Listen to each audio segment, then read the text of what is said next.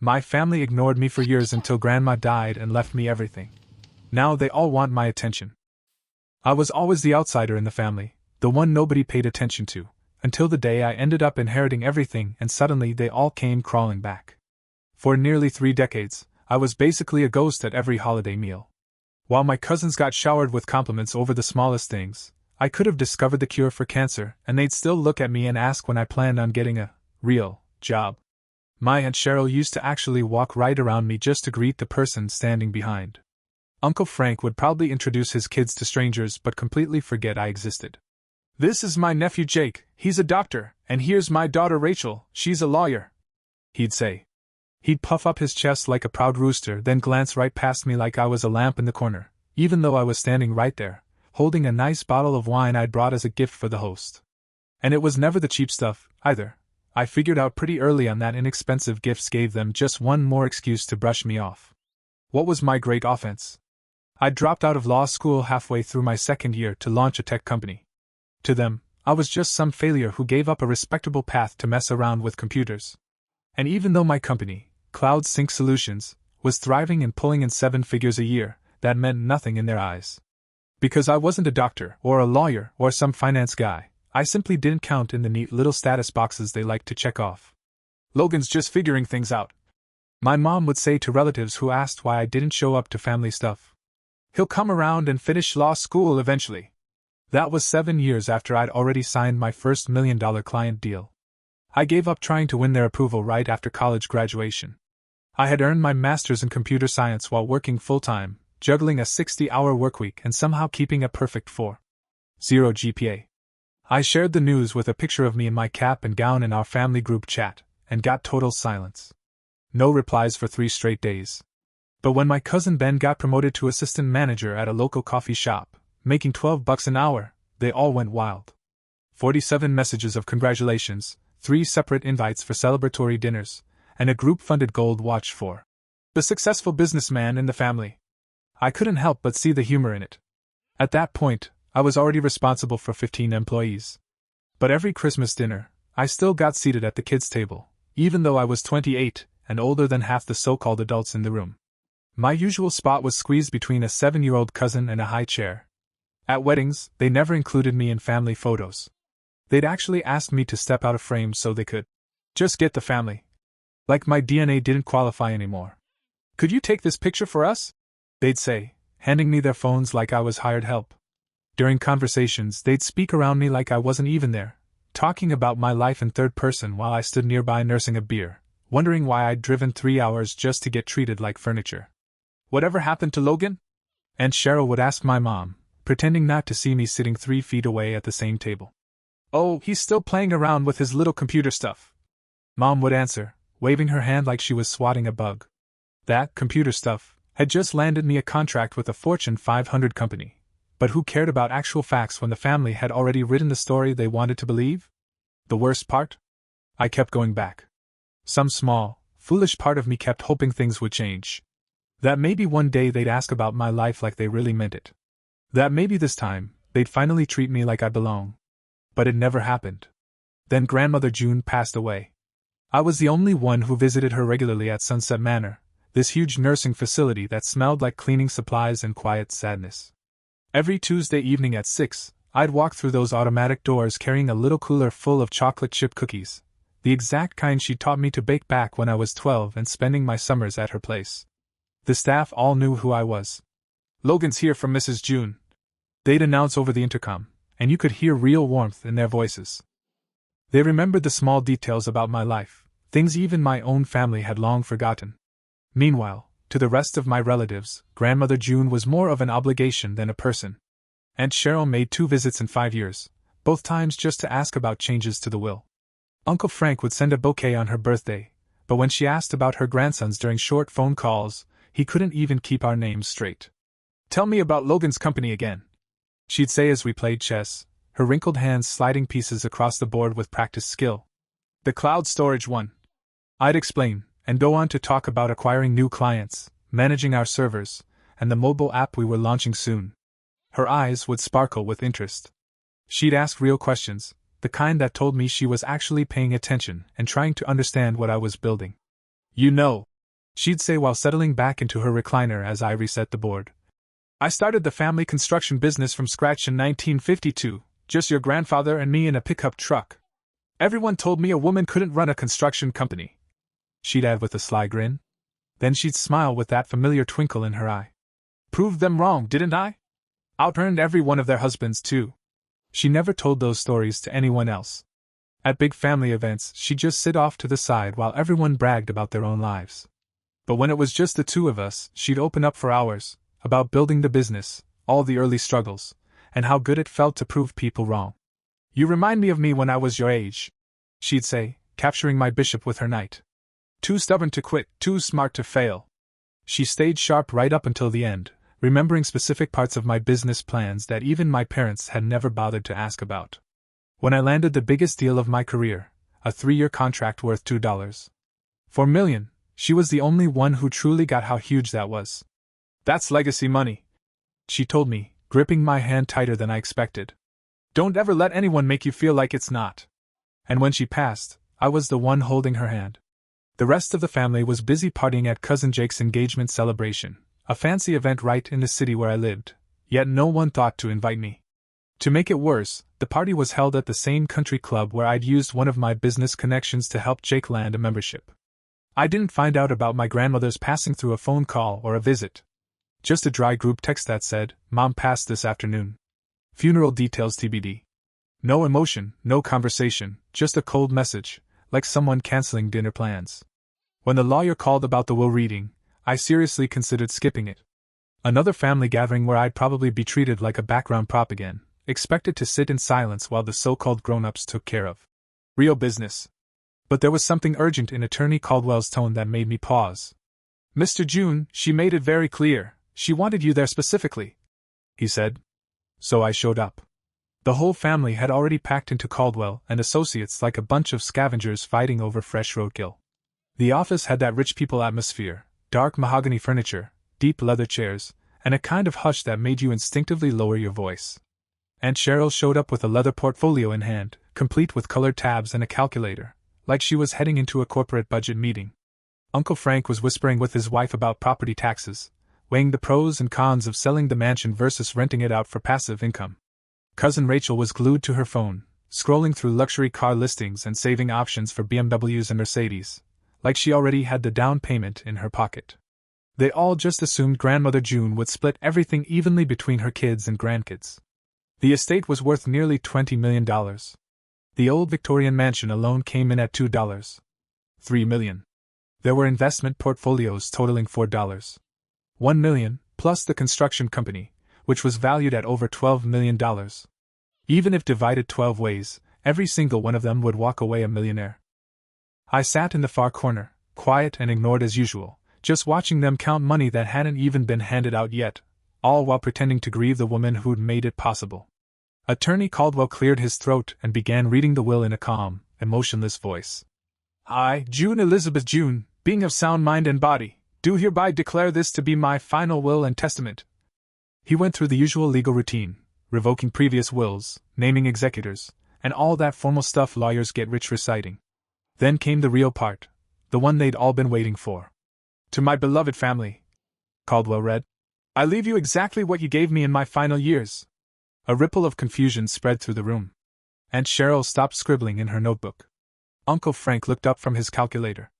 "To my daughter Cheryl," the will continued, "who visited me twice in 5 years and forgot my last 3 birthdays, I leave my disappointment and best wishes for whatever the future holds." The room went dead quiet. You could hear the AC humming, the secretary typing in the next office, even traffic faintly buzzing outside. Aunt Cheryl turned ghost pale. "There must be some mistake," she mumbled, but Caldwell kept right on reading. "To my son Frank," he said, "who sent flowers once a year but couldn't tell one grandchild from another during our conversations, I leave my deep sadness, and I hope someday you'll realize that presence means more than presence." Frank opened his mouth to argue, but Caldwell just raised a hand.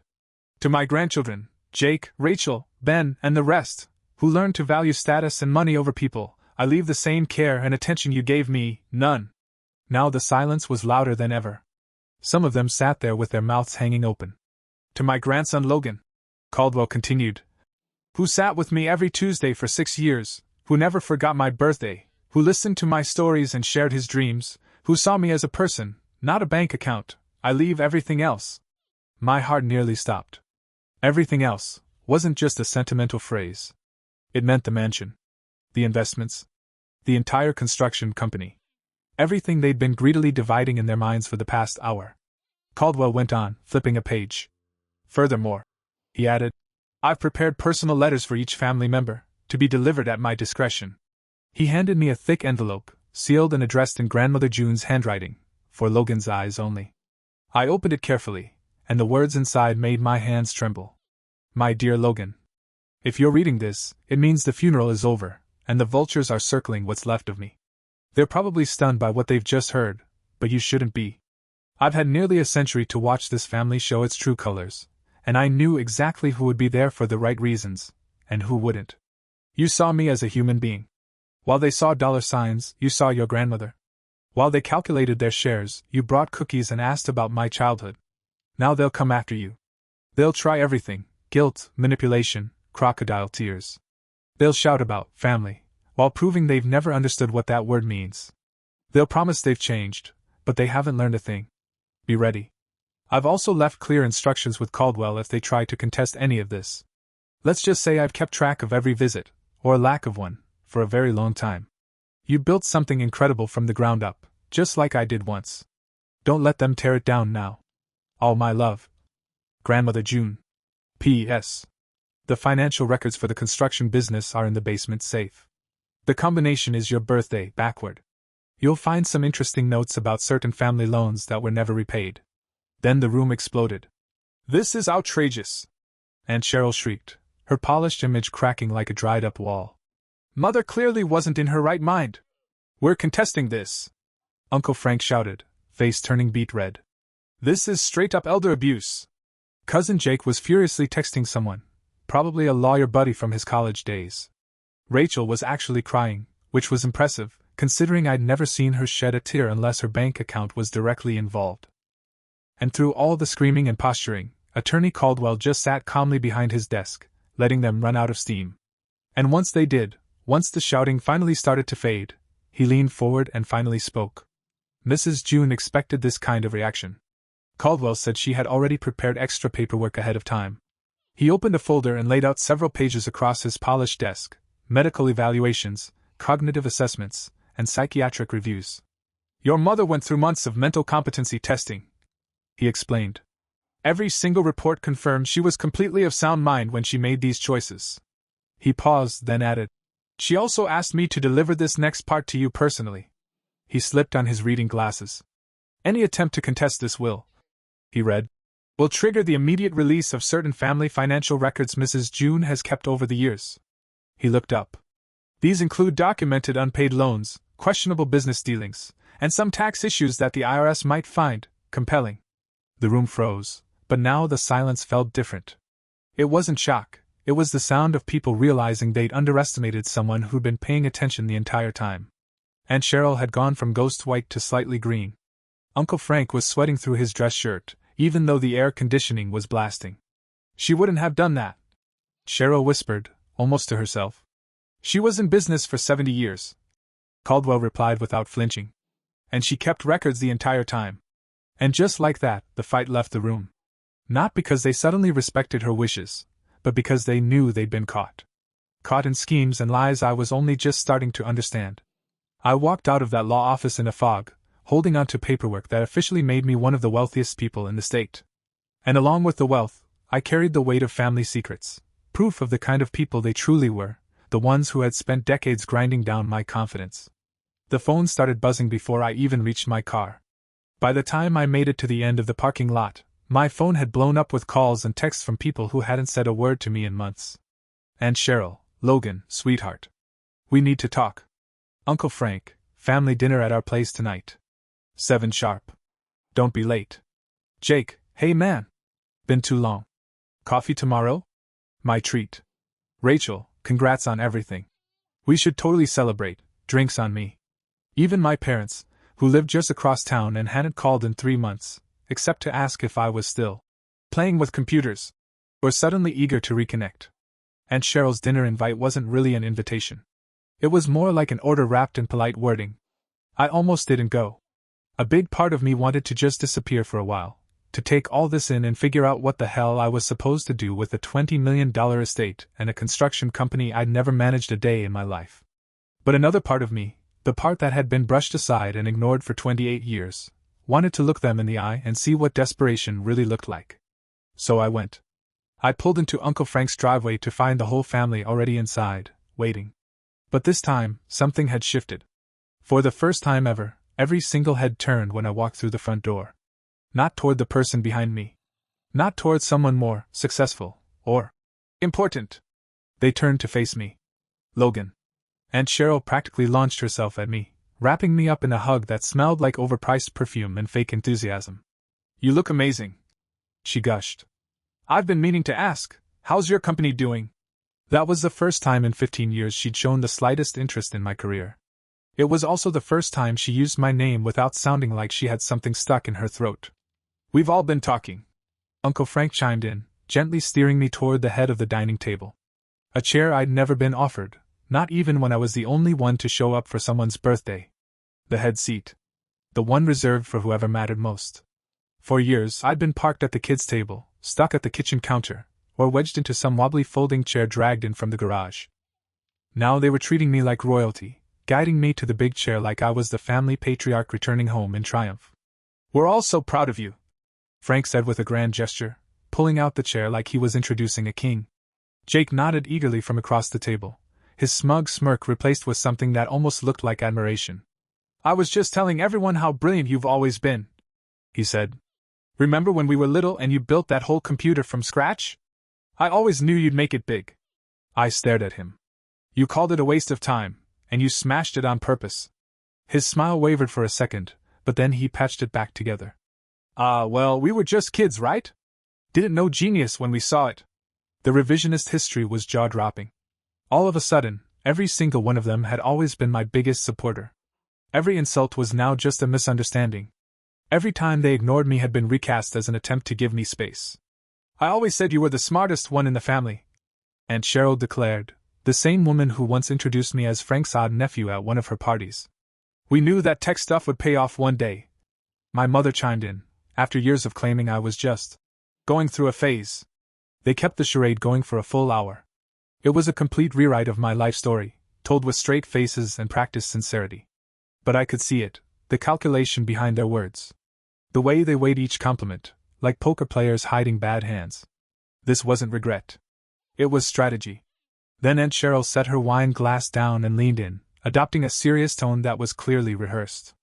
"The truth is, Logan," she said softly, "we're just a little concerned about you handling such a massive inheritance all by yourself." "It's a lot to manage," Frank agreed. "That kind of wealth, it can be overwhelming." Jake jumped in, trying to sound thoughtful. "We just want to support you. Family's supposed to stick together, especially when life throws something this big at you." That's when Rachel, who had been quiet the whole time, finally pulled out a folder that looked like it had been printed and bound hours earlier. "Maybe," she said casually, "we could create a family trust." She spread out the documents across the table like a sales pitch. "We'd pool the inheritance, share the responsibility, and of course split the rewards." There it was. The real reason behind their sudden affection. They'd spent the afternoon with lawyers and financial planners, cooking up ways to sink their teeth into something that legally and rightfully belonged to me. That trust idea had Uncle Frank's fingerprints all over it. Uncle Frank always had a talent for dressing up selfish ideas to sound like they were for the greater good. "Grandmother June would have wanted us to share," Cheryl chimed in, her voice full of fake emotion. "She always believed in keeping the family united. She wouldn't want her decision to tear us apart." Frank added, shaking his head solemnly. "Family comes first. Blood's thicker than water." I nearly laughed out loud. These were the same people who'd ignored their mother for years, now suddenly acting like they knew what she wanted better than anyone. "You know what?" I said finally, leaning back in my chair. "You're right. Money shouldn't come between family." Their expressions changed instantly, like someone flipped a switch. You could see the relief on their faces. They thought they'd won. "In fact," I continued, "I've been learning a whole lot about family this week." I reached into my pocket, pulled out my phone, and opened a voice memo app I'd been using for years. At first, I started recording conversations just to replay them later, to figure out why I kept falling flat in social situations. Turns out, the problem wasn't me. For example, I said, scrolling through my files, I found this gem from last Christmas. I looked directly at Cheryl. You called me a basement-dwelling loser who'll never amount to anything. Want to hear it? Her face drained of color. She knocked over her wine glass, and it shattered on the hardwood floor. And Frank, I added, I've got you speculating that I'm probably autistic, because I don't pick up on social cues and can't take a hint. He started stammering, the fake confidence slipping away like melting ice. But my personal favorite? Rachel explaining to her sorority sisters why she keeps me out of family photos, something about not wanting to be seen with an embarrassment that might hurt her social media image. I'd been recording family interactions for a long time. At first, it was just to figure out why I couldn't connect with these people who were supposed to love me no matter what. But what I found instead was a truth I couldn't ignore. I wasn't the broken one. They were. Logan, please, Cheryl said, her voice trembling. I held up a hand. Let me play you my favorite one, I said, scrolling down further. From Easter dinner, remember? I tapped play. Cheryl's voice came through clear as day. He's just so awkward, and honestly, a little pathetic. Still playing with computers at his age? Jake's a doctor. Rachel's a lawyer. Ben's moving up in management. What does Logan have? Some website thing that's probably gonna crash and burn anyway. Cheryl looked like she wanted to vanish into the floorboards. Oh, and this part's great too, I said, fast-forwarding a bit. Frank's voice came on next. The kid's delusional if he thinks that computer junk is a real job. When he finally comes crawling back to reality, maybe I'll toss him some grunt work. Let him swing a hammer, might teach him humility. The silence that followed was thick and choking. For 6 years, I said, my voice low, I watched Grandmother June sit by the window every Tuesday evening, hoping one of you would walk through that door.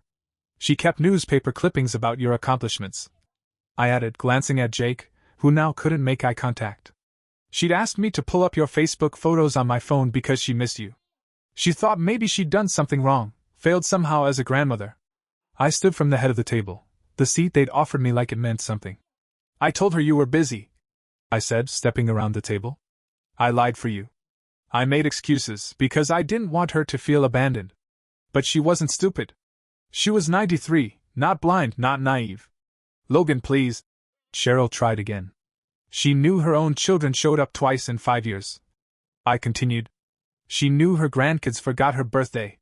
She knew the only time anyone called was to talk about the will or beg for something. I walked toward the front door, and every pair of eyes followed me like I was some kind of mythical figure. You want to know what she really wanted? I asked, pausing with my hand on the doorknob. She just wanted her family to care. To call. To show up. To treat her, and me, with a little basic human decency. We messed up, Frank said behind me, his voice shaking. But we can fix this. We're still family. You're absolutely right, I said, turning to face them one last time. We are family. And I'm giving you exactly what you gave me all these years. I looked each one of them in the eye. Nothing. What came after that was fast and ugly. The phone calls started right away, then came the emails, and eventually, the lawyers. They threw everything at me, desperate to get a piece of what they'd lost. First came the emotional pleas, voicemails full of sobs and talk of second chances and how families should stick together. Then the guilt trips. Accusations that I was being cruel, that I was dishonoring Grandmother June by shutting them out.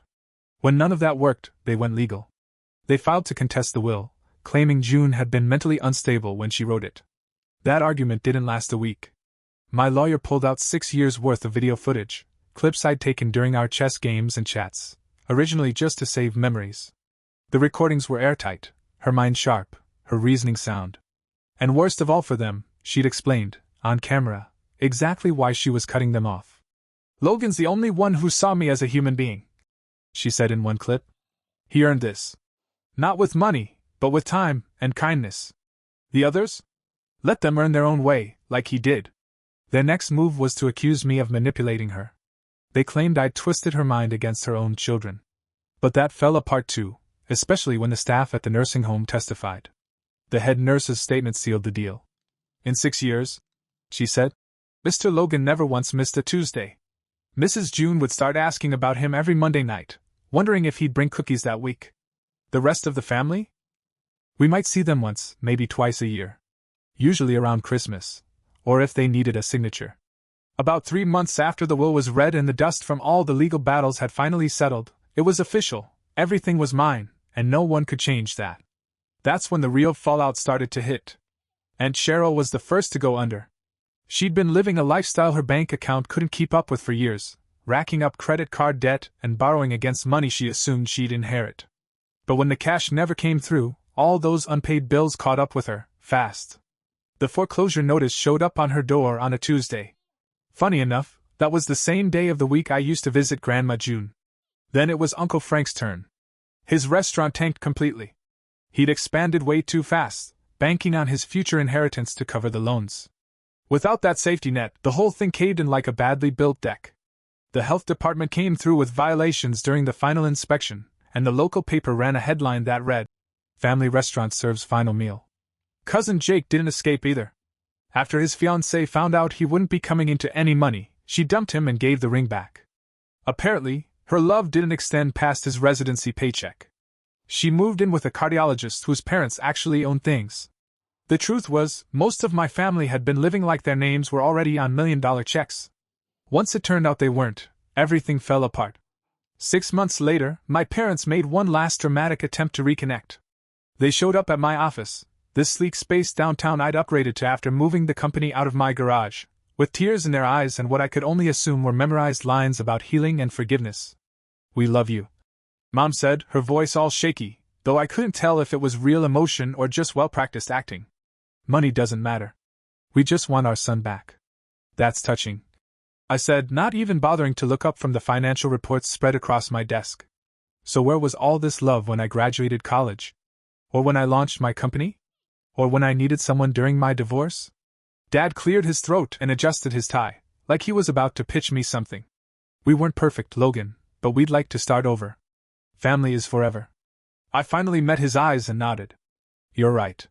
You can start over. Just like I did, when I stopped expecting anything from this family." I opened my drawer and pulled out a check I'd written weeks earlier, already expecting this exact conversation. "This covers what you've spent on my birthday presents over the last 10 years. I said, handing Dad a check for $500. "Let's call it even." The look on their faces was unforgettable, part shock, part sadness, and a whole lot of realization. Their son wasn't the same guy they used to walk all over. About a year after that, I ran into Rachel at a downtown coffee shop. She looked rough, tired, worn down. Her clothes looked cheap and overused. Gone were the designer bags and perfect nails. She told me she was juggling 3 jobs just to stay ahead of credit card debt and rent on a tiny studio apartment that was draining her paycheck. "Logan," she said, spotting me in line. Her voice was soft. "I know I don't deserve it, but could we talk? Really talk?" I studied her face, expecting the usual Rachel, fake smiles and hidden motives. But this time, I saw something new. Something real. Remorse. "I've been thinking about what you said," she whispered, eyes starting to water. "About how we treated you. And how we treated Grandma June. You were right," she said, and then she broke down. Not the attention-seeking kind of crying I'd seen from her before. This was the ugly, painful kind, the kind that made people in the shop glance over with concern. "I was mad at you," she admitted, "for not sharing the inheritance. But really, I've been mad at myself. We all have. We knew how badly we treated you, and we did it anyway." "Why?" I asked, not angry, just honestly curious. "Because it was easier than admitting we were jealous," she said, wiping her nose with a napkin from the counter. "You were always the one who had real talent, who worked hard, who meant it. And instead of being proud of that, we punished you for it." For the first time in my life, a family member wasn't making excuses. She wasn't shifting blame or trying to soften the truth. She was just being honest. Brutally honest.